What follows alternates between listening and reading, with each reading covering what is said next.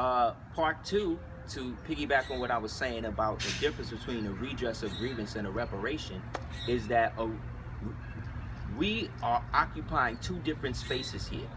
What they are doing to melanated and original people is they are taking them out of the Republican form of government by which they were born into as American citizens, right? And what they're doing is they're bringing them out of that and putting them into a democracy by which then they can fall under statutory jurisdiction and then be made trustees, or trustees over their own estate, where somebody else can be a trustee over their own estate, meaning a third party advocates for them. So the idea between reparations is that because you were enslaved, you deserve a certain amount of monetary compensation. That's what you're supposed to get. Everybody else has got it. Why haven't the so-called Black Americans or the so-called Negroes or whatever they want to call themselves this year? How come they ain't get it? Well, they haven't gotten it, one, because there is a twofold issue. The twofold issue is that there is a difference again between a reparation and a redress. A reparation would be for somebody that was forcibly enslaved, right? But here's the rub. 90% of us were not forcibly enslaved. 90% of us were fighting on both sides of every war that's been fought in America since they founded this thing. So that what that means is that on one side, you were potentially enslaved, but on another side, you were a prisoner of war. A prisoner of war has to, by international law, receive a remedy, period. Period. Meaning if I was tortured or whatever happened after this war, whatever, I have to get a certain amount. You know how much money the United States still has to pay Iraq for going in and blowing them people's country up? You don't, because we don't understand the difference between how international work plays, because we have stuck ourselves in the perpetual bathroom that is the United States of America, right? Excuse me, the United States. Whereas a redress of grievance, like I said, that is what is owed a POW. That's somebody that got to get paid. That's somebody that is represented by a flag, a government, and that has international ties with other nations in the family of nations, and descend from the old dominion that existed prior to the United States. The present United States that we know it came out of something called the Confederated, or the Confederation. But that took time to create. The specific date from which it started was 1321 to 1774. That was the establishment of us establishing all you see here as the United States of America. And every so-called white man in the world know it, especially that's in government, especially that's in higher echelons of corporations. They all know. They know that you don't know, and they know that you believe all of the slave stories and stuff they put out at you. So that way you'll always want reparations. Because a slave can only receive what a master give him. So by your own definition, when you apply to them as somebody that was enslaved, meaning somebody that they conquered, then they have the right to say yes or no. When you look at what happened in Vietnam, why they get their money? Because they said that they were prisoners of war and they want a redress of grievance. They don't want no reparations. They want their own country back.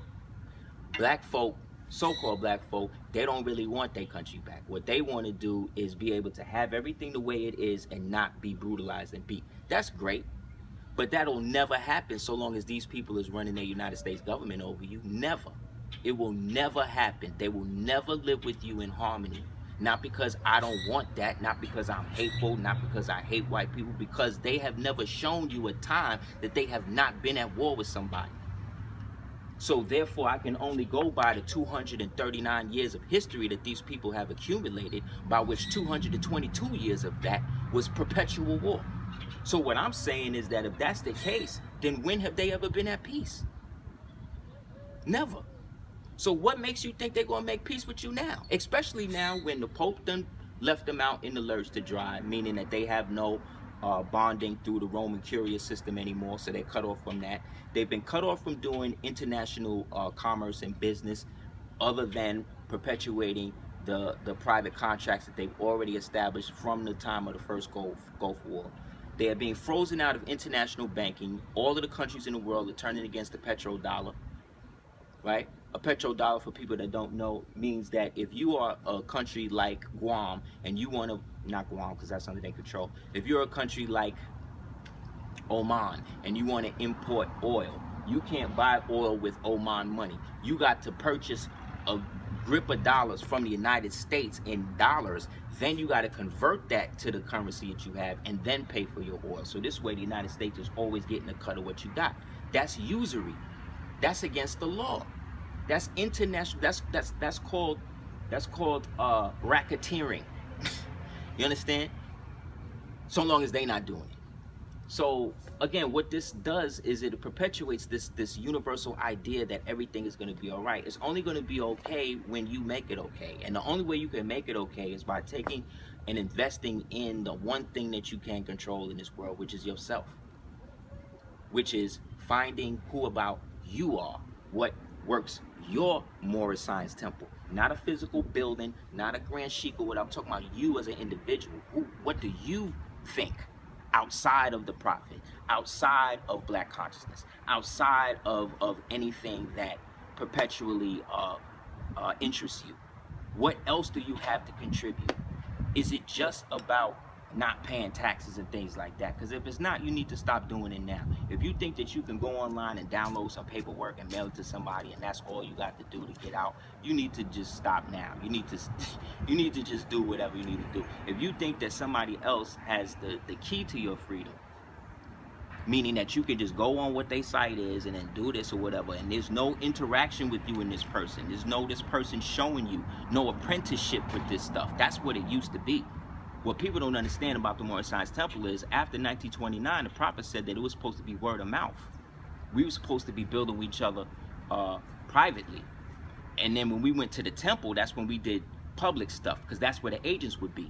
So the old Moors was wise. They would go there and knew that it was infested with agents. They'd be in there and they'd be talking about spirit all night. Once the agents got too high, the agents would have to leave. Once they left, that's when they started talking about the real business. But now what you got is Moors posting whole services and all that on Facebook. That ain't for everybody. When the last time you seen the mosque at any one of these other places posting their whole service online and stuff like that? We're not supposed to be doing none of that. Prior to the late 80s, anytime you heard of Moors, it was almost mythic. Moors wasn't getting into none of the stuff you see them getting into now. The reason why Moors getting into all of this drama with paperwork and all that stuff now is because it became a hustle. And it became a way for people to make money and all of that, like everything else. But I say all of that to say this. If you're not in a position where you building and the person that you building with, giving this energy to, can't take time to just answer an email or answer a phone call once in a while, and you expect to go online and just get all, you fooling yourself. That's what they want you to think. Man knows not from being taught. Man knows from going out and doing. So don't be speculative, be operative.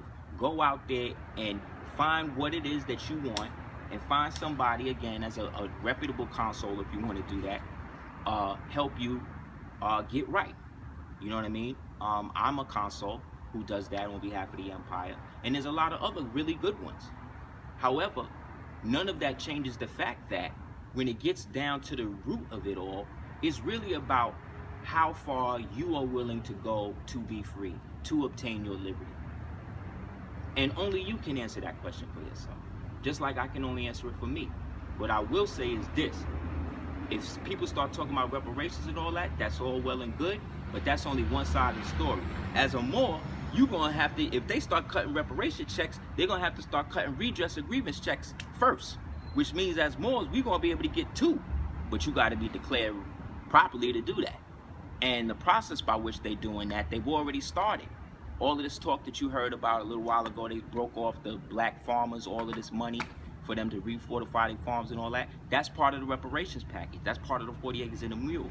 Right now, you got the United Nations urging the United States to trying to politically force the United States to start. So once it opens up in that vein, it's going to open up everything else. So in order for them to stop that, what do? They pop Scalia, because Scalia was one of the only Supreme Court people that was down with the Nasara Act.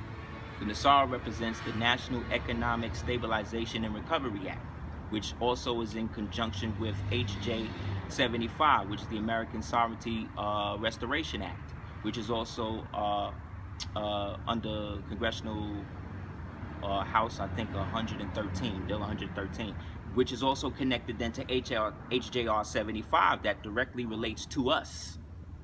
We're the only people in the whole country that have been congressionally recognized to do what they need to do. So why ain't we doing it? We not doing it because we divided. So the Moorish nation is divided, but the Moorish Empire is still de jure and is functioning. So there's a way to merge the divine and the national. There's a way to reconcile the master and the slave, but it got to start with the unification of the temple, and that is within. So anybody want to holler at me, hit me up at houseofl@hotmail.com. If you'd like to send donations, which would be great, you can send it to dukeoftears@gmail.com via PayPal.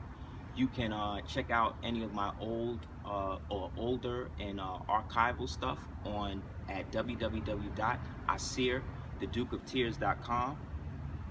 You could also check out some of our classes, individual classes with individual breakdowns, which are about 2 hours a class on Gumroad, GUMROAD.com, and just type in the search, type in Aseer